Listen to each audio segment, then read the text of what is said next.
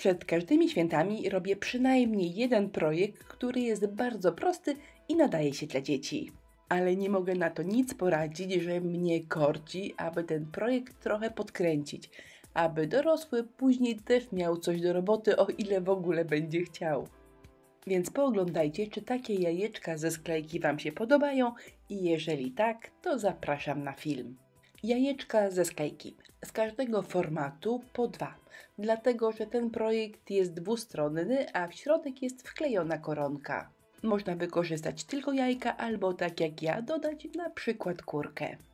No to zaczynamy od wersji prostej. Jajka z jednej strony malujemy na biało, białą farbą akrylową. W sklepie Inspirello wybieramy jakąś fantastyczną serwetkę, chociaż prawdę mówiąc u nas to wszystkie są piękne. I jeżeli przyklejanie ma być bezzmarszczkowe, to przyda się gęsty klej, karta oraz koszulka do dokumentów. Ale jeżeli wybierzecie niezbyt duże jajka, to można je przykleić klasycznie. No to lecimy. Zaczynam od wyrwania mniej więcej kształtu jajka. Następnie nakładam klej. Nie za grubo i równo. Na mokry klej natychmiast przykładam serwetkę, a potem kładę na to koszulkę do dokumentów i wygładzam kartą. Wychodzi absolutnie perfekcyjnie. A teraz jeszcze na mokro nakładam kolejną warstwę kleju, tym razem od góry. Ale przy małych jajeczkach i przy małych kształtach wybieram troszkę rzadszy klej, po prostu przykładam serwetkę i klejem to wszystko zasmarowuję od góry. Przyklejone i też działa. Serwetki przyklejam albo na całe jajeczko i wtedy ono będzie wyglądało tak, albo tylko na kawałek jajka, a potem będę dorysowywała jakieś bajery.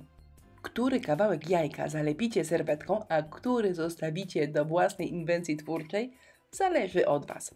Korzystając z chwili czasu zwrócę Wam uwagę, że w tym filmie używam 2 różnych klejów.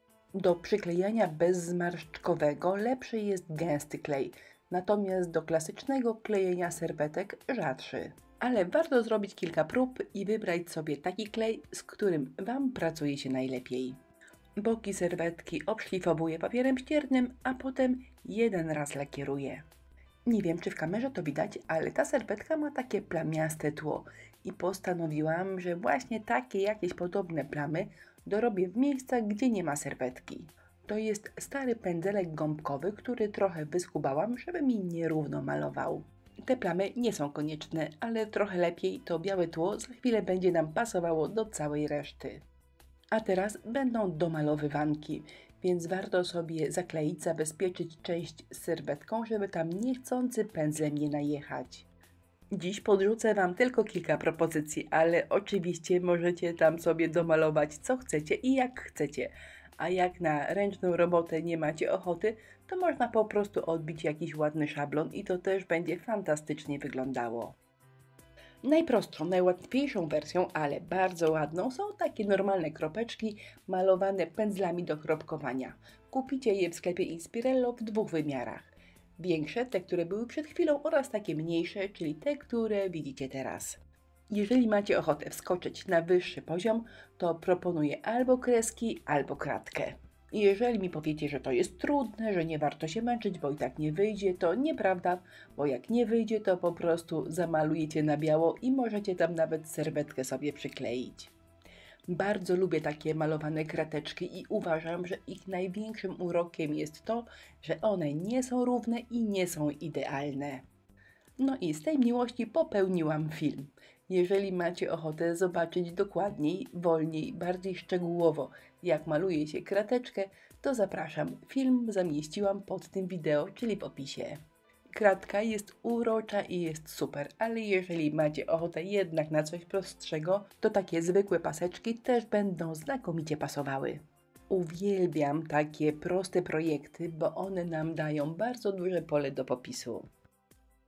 Niby nic, ale na takich zwykłych jajkach możemy się naprawdę wyżyć artystycznie. No ale trzeba wiedzieć, kiedy zejść ze sceny. Więc jeszcze troszkę kropek, no i chyba kończę z tym ozdabianiem. Za moment zrobię najprostsze na świecie cieniowanie boków, czyli gąbeczką i powiedzmy, że wersję dla najmłodszych zamykamy. chociaż wersja dla średnio zaawansowanych także nie będzie jakaś szczególnie skomplikowana. Jedyna rzecz, która może się wydawać trudna, to jest cieniowanie. Ale takie jajeczka są znakomitym momentem, żeby to cieniowanie sobie potrenować. To jest taniutka i prosta praca, robiona dla przyjemności, a nie na żaden konkurs. Więc jeżeli coś nie do końca wyjdzie tak jak chcemy, to nie ma czym się przejmować, bo to i tak będzie fajnie wyglądało.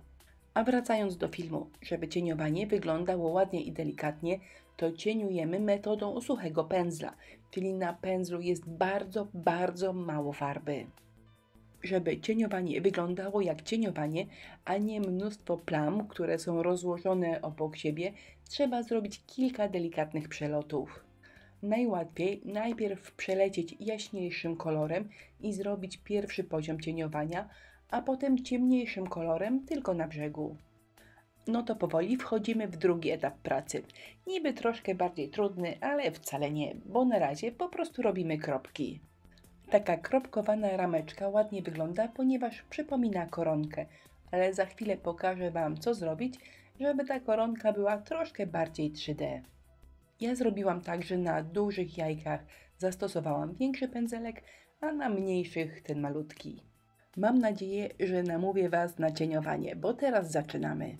Tutaj w wersji bardzo przyspieszonej, ale zrobiłam dla Was specjalny film o cieniowaniu i podlinkowałam Wam go pod tym wideo. Niezdecydowanych zapraszam, zobaczcie film, pooglądajcie, co jest potrzebne, jakie ćwiczenia wykonać, a potem to już się będzie samo cieniowało. W wielu pracach nawet takie bardzo kiepskie cieniowanie robi robotę, więc warto próbować i warto trenować. A teraz pokażę Wam, jak zrobić taki szlaczek, który z daleka wygląda jak dziurka. Potrzebna jest wykałaczka z tępym końcem. Robimy 3 kropki tępą końcówką, a potem tą ostrą to wszystko rozciągamy, na mokro oczywiście. Istotne, aby dobrać odpowiedni kolor, czyli taki, który będzie wyglądał jak dziurka. Drobne kropeczki sprawiają, że nasza malowanka wygląda jak koronka, nie mówiąc o tym, że sprawia wrażenie dużo bardziej delikatnej. Zanim skleiłam jajka, nastąpił długi proces dopasowywania cudów, które chcę później do nich dokleić. No dobra, chowam te fanty, bo przecież najpierw muszę je skleić. Jajeczka poskładałam w pary i w środek wkleję koronkę. To jest taka specjalna, elastyczna koronka z bardzo ładną falbanką. Na tym etapie po pierwsze wklejam koronkę, po drugie wklejam sznurki albo jakieś tasiemki, które będą łącznikiem między jajkami. Wklejam także zawieszki, chociaż jajka mają dziurki, w tym wypadku z nich nie korzystam, bo ich nie potrzebuję. A gdy wszystko jest już prawie gotowe, bo teoretycznie to mogłam zrobić szybciej, dobieram i wklejam koronkę. Czemu dopiero teraz? No bo chciałam sobie sprawdzić, która koronka będzie mi najlepiej do tego projektu pasowała. Przymierzałam kilka, ale wygrała ta najcieńsza i najdelikatniejsza. I jeszcze na koniec jakiś malutki, słodziutki, uroczy chwościk i moja świąteczna praca jest gotowa. Ja takie sznury jajeczne wieszam w oknie, a Wy, jeżeli robicie, to gdzie u Was one zdobią mieszkanie? A teraz tradycyjne pytanie, która strona ładniejsza? Ta z serwetką, czy może ta druga, łączona z serwetką i ręcznym domalowywaniem wzoru? Sekcja ogłoszeń tradycyjnych. Po pierwsze, listę wszystkich produktów, które pokazywałam w filmie, znajdziecie na dole w opisie wideo. Zamieszczę tam także linki do filmów, jak cieniować i jak malować kratkę. I jeszcze Wam trochę tymi jajkami pokręcę, bo często piszecie, że za krótko pokazuję, że chcecie się bardziej poprzyglądać. No to proszę bardzo. Na kolejny film zapraszam w najbliższą niedzielę. Zawsze go puszczam o 9 rano, więc kawka, herbatka, no i można oglądać. Fajny frędzelek, taki uroczy, malutki, ale nie można go kupić pojedynczo, samodzielnie, bo on jest obcięty z taśmy z frędzlami. Do zobaczenia. Mam nadzieję, że zostawiam Was w dobrych nastrojach.